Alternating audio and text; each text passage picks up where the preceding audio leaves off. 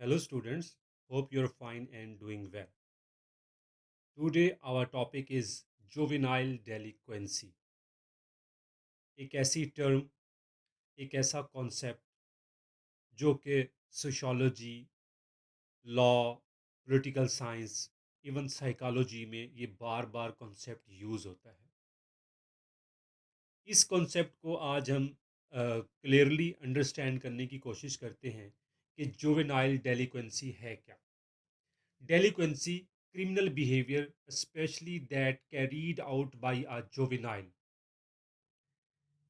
ऐसा criminal behaviour या ऐसी डेलिक्वेंसी मतलब जो हमारी सोसाइटी के अंदर इनएक्टेड रूल्स एंड नॉर्म्स हैं उनकी वायलेशन करना, specially carried out by a juvenile. अब ये जुवेनाइल कौन है? जुवेनाइल हर नेशन में, हर कंट्री में इसकी डेफिनेशन अपनी है। यूजली ये 15 टू 18 ईयर्स की जो एज होती है इसको जुवेनाइल कहते हैं। और अगर इस एज में आप कोई क्राइम करते हैं तो उसको कहते हैं juvenile डेलिक्वेंसी। Delinquency implies conduct that does not conform to the legal or moral standards of society. It usually applies only to acts that, if performed by an adult, would be termed criminal. कि एक ऐसा adult जो कोई ऐसा act perform करे, like वो robbery करे, वो मर्डर करे या कुछ इस तरह की वायलेशन करे सोसाइटी के अंदर जो कि हमारे नॉर्म्स और हमारी वैल्यूज़ की वायलेशन हो, तो उसको हम कहते हैं डेलिक्वेंसी। इट मीन्स के डेलिक्वेंसी में आप वायलेट करते हैं सोसाइटी के नॉर्म्स की, और जोविनाइल में वो बंदा, वो पर्सन जिसकी एज 15 टू 18 ईयर्स तक है, जो कि एडल्ट है, वो ये परफॉर्म करे तो उसको हम कहते हैं जुवेनाइल डेलिक्वेंसी। अब हम ये देखते हैं कि जुवेनाइल डेलिक्वेंसी जो है ना, जिस तरह मैंने पहले भी कहा कि मुख्तलिफ कंट्रीज के अंदर जो जुवेनाइल की डेफिनेशन है वो मुख्तलिफ है। कहीं से तो 14 टू 15 ईयर्स तक का एज ग्रुप आया जाता है, कहीं पे ये देखा जाता है कि 16 टू और 17 का एज ग्रुप आ जाता है। Most delinquents do not continue this behaviour into their adult life, far as the circumstances of their lives change and they get a job, marry, or simply mature out of their turbulent adolescence, their conduct usually falls in line with social standards.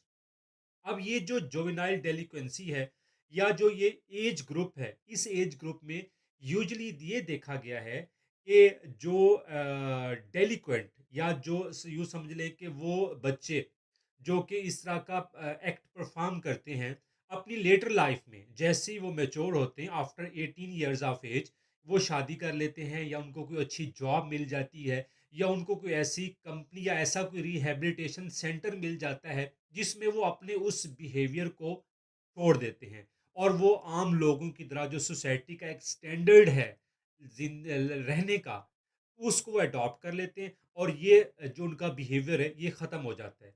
लेकिन ज़रूरी नहीं है कि इस तरह का हो। हम ये देखते हैं कि यूनाइटेड स्टेट्स के अंदर boys make up 80% of delinquent population and this rate is similar throughout Europe and Japan.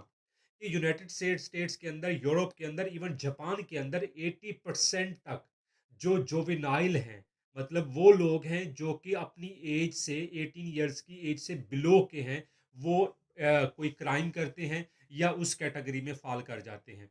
अब हम ये देखते हैं कि ये जो बिहेवियर है, ये बिहेवियर मोस्टली कहाँ पे पाया जाता है? ये बिहेवियर ज़्यादातर हम देखते हैं कि स्कूल्स के अंदर होता है। Most delinquent perform poorly in school and are unhappy in the school environment. Many delinquents are dropouts who leave school at an early age but have no job opportunities. मतलब एक बच्चा है, वो स्कूल गया, स्कूल में वो अच्छा perform नहीं कर पाया या स्कूल का इन्वायरमेंट उस तरह का नहीं था, या मतलब उसके लिए स्कूल का इन्वायरमेंट पॉजिटिव भी हो सकता है, नेगेटिव भी हो सकता है, या तो उसका वहाँ पे बुली किया गया और उसका जो बिहेवियर था वो डेलिक्वेंट बन गया, उसने स्कूल स्किप कर दिया, ड्रॉप आउट हो गया, या ये भी हो सकता है कि जिस स्कूल को वो ज्वाइन कर रहा है वहां पे ऑलरेडी इस तरह का एक जोवेनाइल गैंग है, तो वो उस जोवेनाइल गैंग को, क्योंकि इस एज में जो एडल्ट्स होते हैं या जो इस ग्रुप होता है इस एज में, उसको एक अपनी पहचान चाहिए होती है। वो उस ग्रुप के अंदर अपने आप को, अपनी वर्थ को बनाने के लिए वो एक क्रिमिनल एक्ट करता है ताकि उस जोविनाइल गैंग के अंदर उसको एक खास स्टेटस मिल सके और वो सोसाइटी के अंदर मतलब ये बता सके प्राउडली कि यस, कि मैं एक ऐसे गैंग का पार्ट हूँ जो कि मोस्ट फेमस गैंग है और जो ज़्यादातर एक्ट करता है वो डेलिक्वेंट उनके एक्ट्स होते हैं।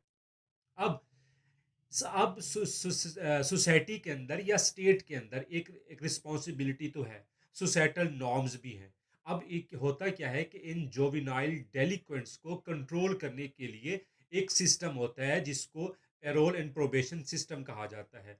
उसमें ये होता है कि इन बच्चों को या इन एडल्ट्स को, इस एज के बच्चों को या तो रिहेबिलिटेशन सेंटर में रखा जाता है कुछ अरसे के लिए, उसके बाद उनको एक प्रोबेशन ऑफिसर की सुपरविजन में दे दिया जाता है। वो प्रोबेशन ऑफिसर उनको किसी ना किसी कम्युनिटी सेंटर में, कहीं ना कहीं किसी ऑर्गेनाइजेशन में उनको वहाँ पे रखा जाता है। वो वहाँ पे जॉब करते हैं, एक सोसाइटी के इन्वायरमेंट में आ जाते हैं और उनको कंटिन्यूसली सुपरवाइज किया जाता है। तो इस सुपरविजन से जो एक अच्छी पॉजिटिव चेंज ही आता है, क्योंकि वो सोसाइटी का पार्ट बन जाते हैं और वो सुपरवाइज्ड भी हो रहे होते हैं। तो आहिस्ता आहिस्ता उनका जो बिहेवियर है वो चेंज हो जाता है और with the passage of time वो सोसाइटी के एक एक्टिव मेंबर बन जाते हैं। लेकिन बाज़ ये भी होता है कि वो लोग उस तरह से एक्टिव मेंबर नहीं बन पाते और अपनी लाइफ में वो फिर क्रिमिनल्स बन जाते हैं। इसके लिए ज़्यादातर फैमिली की सपोर्ट ली जाती है, किसी न किसी रिहैबिलिटेशन सेंटर की सपोर्ट ली जाती है ताकि इन ऐसे बच्चों के बिहेवियर को चेंज किया जा सके। Thank you so much. तो आज का जो हमारा टॉपिक था वो था जुवेनाइल डेलिक्वेंसी। होप्स हो कि आपको इस टॉपिक की अंडरस्टैंडिंग हो गई होगी। In case of any confusion, you can comment in this video, or you can email me, you can contact me. I will provide you the notes about the juvenile delinquency. Thank you so much. Take care. Allah Hafiz.